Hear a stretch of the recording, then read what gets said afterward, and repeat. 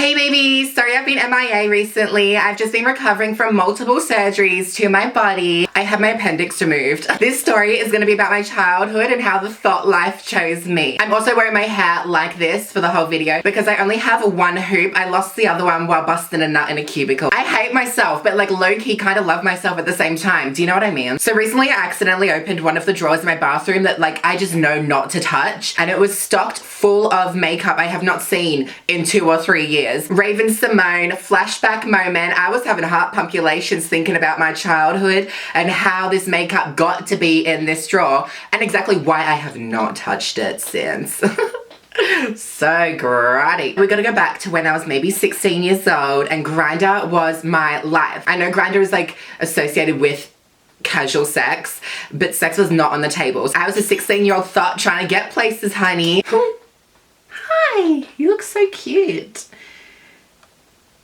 My dog wants to hear what I have to say. This guy on Grindr messaged me and he was like, I got some makeup. I mean, 16 years old.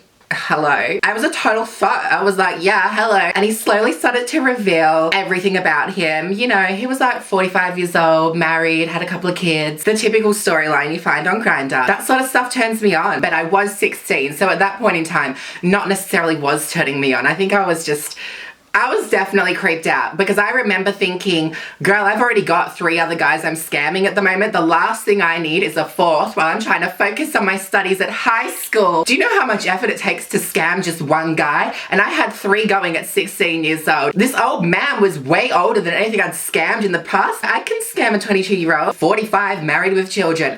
These days, of course, I've got 5 going at once. But back then, absolutely not. This old man, we'll give him a name. Gold chains. No, that's too fancy for what he was. We'll call him Mercedes. He was totally grooming me and he said, I've got a whole heap of makeup for you. Let's meet up and I can give it to you. I went to a Catholic high school. They didn't teach me much about sex education, but they definitely taught me about pedophiles and grooming. So I was fully aware and I'm kind of like a little bit manipulative. So I was like, I could use this to my advantage. You're a pedophile and I know you're a pedophile. Pedophiles don't expect the person they're grooming to already know that they're a pedophile. I was like, yeah, I'll put you down in my books, but like, I'm not really gonna meet up with you anytime soon. I'm happy, I'm wildin', I'm going to school. That's important. I'm not sure I was even going to school. My attendance was shocking, if you can't tell. Like, it takes hours to put this together. I just couldn't get out of bed in the morning. Oh my God! Oh no. Oh no. Ouch. Oh, my foot turned purple. Dun, dun, dun, dun, dun, dun, dun.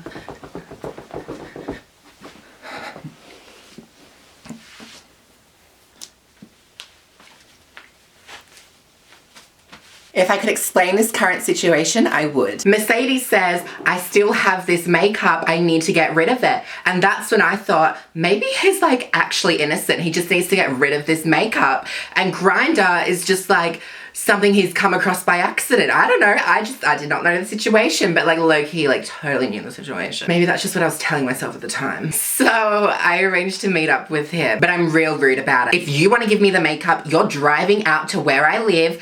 FYI, I live in the middle of butt-fuck nowhere, so good luck driving your Mercedes all the way out here. It's gonna get dusty, it's gonna get rocks smashed up against the doors. I don't drive a car, I don't know the parts of a car. The gasoline pipe, whatever the fuck, everything's gonna get destroyed.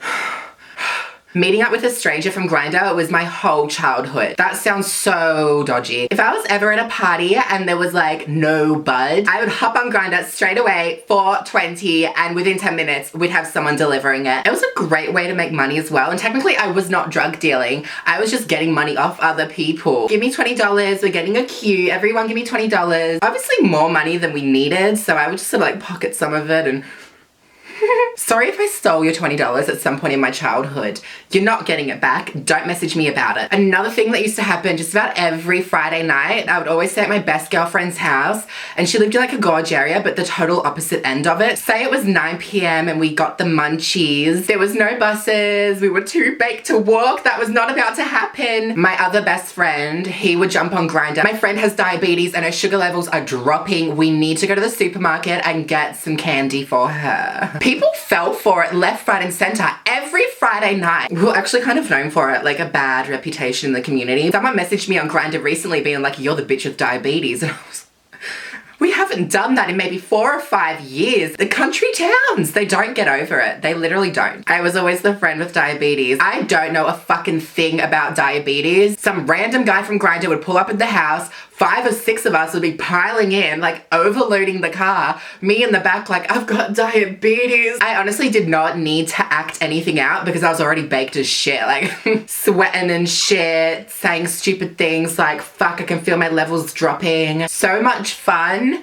but I'm just lucky to have survived. Mercedes pulls up in his Mercedes Benz on the dirt road, rocks and shit flying everywhere. The car's all scratched up. He can't say I didn't warn him, but things got so much worse that I don't think he cared about his car getting scratched up. I slide right into his car without a second thought. Didn't look at the number plates, didn't assess fucking shit. I was like, that's a Mercedes Benz, get me in. Nowadays, I would not step foot in a Mercedes Benz. Ugh, flung the door open, slipped right in. God, what it's like to be so young and naive. Nowadays, I won't even slip into an Uber without like checking some shit out. I've had some life-threatening Uber moments. It's so disgusting. I always refresh the driver until I get an old lady or an Ahmed, a Rajesh, someone who is not gonna kill me in the backseat of their car. Here I am in the Mercedes, talking to Mercedes. It's kind of like casual. I think I may have been the one to sort of make this weird.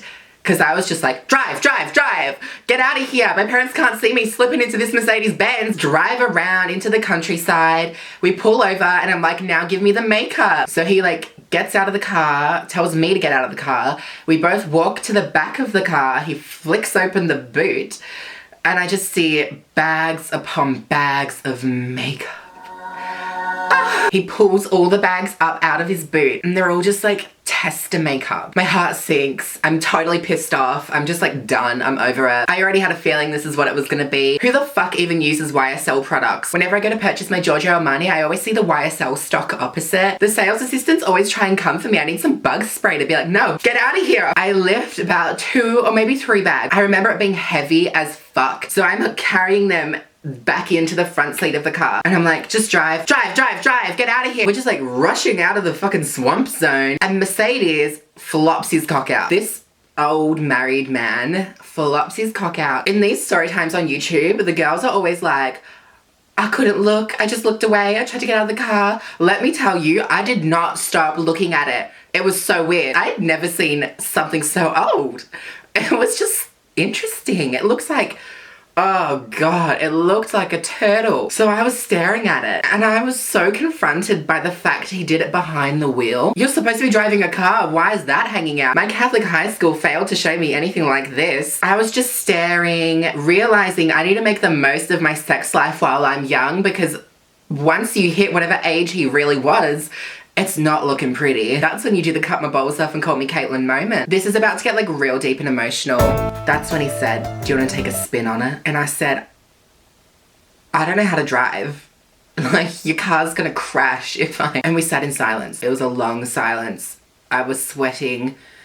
I was getting really uncomfortable thinking, fuck, I'm about to have to drive the car. And his response was, that's not what I meant. I meant for you to suck it. I'm not about to fuck with your turtle head. I can head down to David Jones and rack some legitimate makeup. Why would I fuck with your turtle head? Let me out. That's when the full let me out moment happened. So long to build up to the let me out moment. Smacking on the door, opening the door. That was my let me out moment. He pulled over. I got out with all the makeup. I was not about to leave that behind. I've come all this way. I've had to look at the turtle head. I slammed the Mercedes-Benz door and I'm just standing on the side of this dirt road in the middle of butt-fuck nowhere. Stumbling out of a car parked on a dirt road with garbage bags in hand. It must have looked like something from Pretty Woman. Ugly Woman would be more appropriate. Mercedes says, are you sure you don't want me to just like drop you off at home? Being totally precautious, I thought, no, you can't get back in that car because he can do anything once you're back in the car. So I just screamed, fuck off, screaming at the top of my lungs, fuck off. And he sped away. Real fast on the dirt road. So rocks and shit were flying, scratching up the Mercedes-Benz. Oh, it was such a good sight to see. Probably not as good of a sight as me with garbage bags of makeup in hand, strutting my thought little ass down the dirt road all the way home. It was like a really long way home though. It was maybe about an hour's walk. The whole time I was dreading if he pulled up again and tried to say or do anything. I'll kill the suspense now. He did not return and I haven't heard from him since. Nowadays, if I found myself in that situation, I would hop right back in the fucking car and be like, yeah, drive me home, babe. No way am I walking. That was like a 1 hour strut with garbage bags in hand. Oh, no way. What if someone I know saw me? Tragic. I think the moral of the story is have fun while you're young, but always have your wits about you. Don't get yourself into shitty situations. I am scared to get into an Uber these days. Scared too. So I would not be hopping into anybody else's fucking car. Like, I carry a knife on me at all times. I've been to martial arts things. Oh God, I'm really good at it. But like with a punching bag. I've tried it like beating up the trainers, but they're all like real buff and muscular and I just get like a total semi. It turns me on too much. That's when taking testosterone blockers. I don't even want to think about me being in heat at the dojo. When you were young, it's very easy to just sort of like go along with whatever's happening around you because you're scared to speak up and scared to say no or scream at the top of your lungs. But they are the best moments to come out of your comfort zone and scream fuck off in somebody's face because you're never gonna be able to do that in a normal social situation. If you've got like anger issues or like real anxiety issues, hop in a car with a pedophile and just let loose of your inhibitions. Scream at the top of your lungs.